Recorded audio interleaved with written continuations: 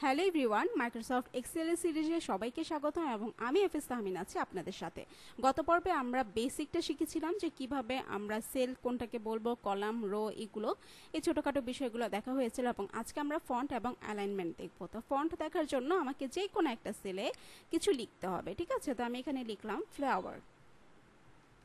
এই ফ্লাওয়ার লেখার পর দেখেন এইটার অবশ্যই নির্দিষ্ট একটা সাইজ আছে, তাই তো? সাইজটা কি দেখেন 11। এখান থেকে আমরা কি করতে পারবো, এই সাইজটা বাড়িয়ে দিতে পারবো, কিন্তু তার আগে কি করতে হবে, অবশ্যই সেটাকে সিলেক্ট করে নিতে হবে। আমরা যখন যেটা নিয়েই কাজ করব সেটাকে কি করতে হবে, সিলেক্ট করে নিতে হবে। দেখেন 26, এটাকে আমরা চাইলে 48ও করে ফেলতে পারবো। ওকে, তো এটা হচ্ছে আমাদের একটা লিখা বা সেল যেটাকে বলি। তো এটা দেখেন আমাদের ফন্টটা বড় হয়েছে, কিন্তু এখানে আমাদের সি কলামে কিন্তু পুরোটা নাই, অর্থাৎ কি সি ডি ই তিনটা মিলে কিন্তু এই টেক্সটটা হয়েছে। কিন্তু আমরা কি করতে পারবো, এটা শুধুমাত্র সি কলামেই নিয়ে আসতে পারবো।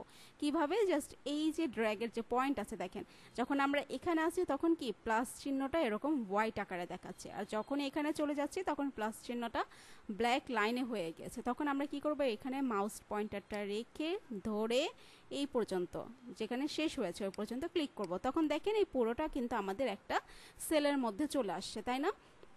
এখন আমরা এটা কি করতে পারবো, এটার ফন্ট চেঞ্জ করতে পারবো, ঠিক আছে? তো আমি একটা কাজ করি, এটাকে এখান থেকে কাট করে এখানে নিয়ে আসি। কেন নিয়ে আসলাম এখানে? যাতে করে আমরা ফন্টটা চেঞ্জ করলে দেখা যায়, কারণ ফন্ট চেঞ্জ করলে যে এখানে লেখাগুলো আসে, এই কারণে আমি এই লেখাটাকে একটু সাইডে নিয়ে আসছি। এটা হচ্ছে ক্যালিব্রি লাইট, ক্যালিব্রি এগিনি। দেখেন আমি প্রত্যেকটা ফন্ট চেঞ্জ করছি, আপনার লেখাটাও কিন্তু এক একটা স্টাইল চেঞ্জ হচ্ছে, তাই তো? এরিয়াল এরকম arial black, arial narrow, rounded. দেখেন আমি প্রত্যেকটা ফন্ট চেঞ্জ করবো আর এখান থেকে প্রত্যেকটা জিনিস এরকম চেঞ্জ হতে থাকবে।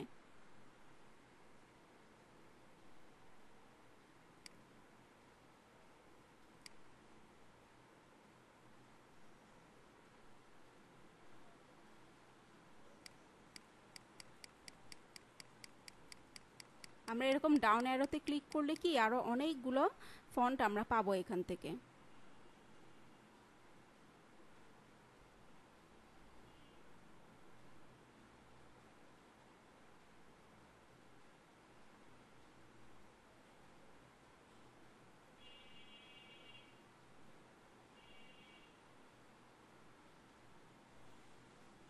ওকে, তো এরকম আমরা অনেকগুলো ফন্ট পাবো। আপনারা চাইলে সবগুলো এভাবে চেক করে করে দেখতে পারবেন যে কোন ফন্টে আপনার লেখাটা কেমন লাগছে। ওকে, এটা গেল ফন্টের কথা। এখন আসেন, এটা আমাদের কি নর্মাল আকারে আছে, তাই তো? আচ্ছা, এই নর্মাল আকারে আছে। এখন এটাকে আমরা কিন্তু বোল্ড করতে পারবো, যে বিতে দিলে এটা বোল্ড হয়ে যাবে। আমরা যদি আইতে ক্লিক করি তাহলে এটা ইটালিক হয়ে যাবে, এবং আমরা যদি ইউতে ক্লিক করি তাহলে এই লেখাটার নিচে আন্ডারলাইন চলে আসবে। এরপরে দেখেন আমরা যে সেলটা ধরে আছি এই সেলের কিন্তু আমরা বর্ডার দিতে পারবো। কিভাবে? এই যে এখানে যদি আমরা ক্লিক করি তাহলে আমরা কি ধরনের বর্ডার চাচ্ছি। আমরা রাইট বর্ডার চাইলে রাইট বর্ডার হবে, অল বর্ডার চাইলে দেখেন অল বর্ডার হবে, ঠিক আছে? এটা কিন্তু অল বর্ডার, সবগুলোতে বর্ডার চলে আসছে। আবার আমরা যদি চাই যে আমরা থিক আউটসাইড বর্ডার নিব তাহলে এটাও হবে, এবং এখানে প্রত্যেকটা বর্ডার আছে আলাদা আলাদা। বা আমরা যদি বর্ডার ড্র করে নিতে চাই তাহলে কিন্তু আমরা সেটাও ড্র করে নিতে পারবো এখান থেকে। দেখেন এটাকে বাড়িয়ে দিলাম বা এইটুক বাড়িয়ে দিলাম, আমাদের বর্ডার কিন্তু বেড়ে গেল। তো এরকম করে করে আমরা বর্ডারগুলো নিতে পারবো। তো এটা পরবর্তীতে কাজে লাগবে, যখন আমরা অনেকগুলো শিট নিয়ে বা অনেকগুলো ডেটা নিয়ে কাজ করব তখন এই বর্ডারের কাজগুলো লাগবে। এবং একই সাথে আমরা কি করতে পারবো, এখানে যে সেলের যে কালারটা আছে, ফিল কালারটা আছে, সেই ফিল কালারটা আমরা এখান থেকে চেঞ্জ করে নিতে পারবো। দেখেন এক একটা কালার কিন্তু এক এক রকম হচ্ছে।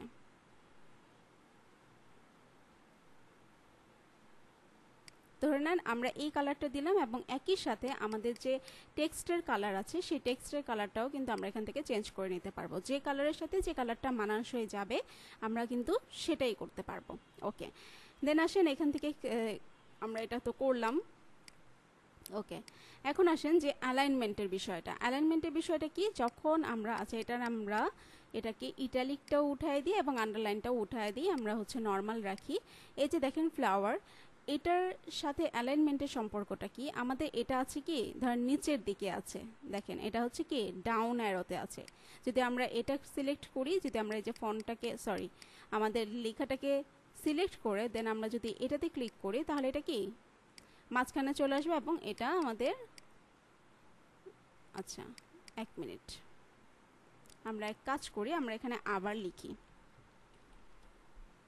ওকে এখন লেখার পর আমরা যদি এটাকে এভাবে করে ডানে বামে মাঝখানে সরাই তাহলে কিন্তু এগুলো সরবে তাই না এই যে ফ্লাওয়ারে ক্লিক করলাম যদি আমি এটাতে ক্লিক করি তাহলে একবারে লেফটে চলে যাবে এটাতে ক্লিক করলে মাঝে থাকবে এবং এটাতে ক্লিক করলে কি রাইটে চলে আসবে ওকে আবার যদি আমরা এই টেক্সটটাকে র্যাপ টেক্সট করতে চাই তাহলে কি করব আমরা এটাকে সিলেক্ট রাখা অবস্থায় আচ্ছা 1 মিনিট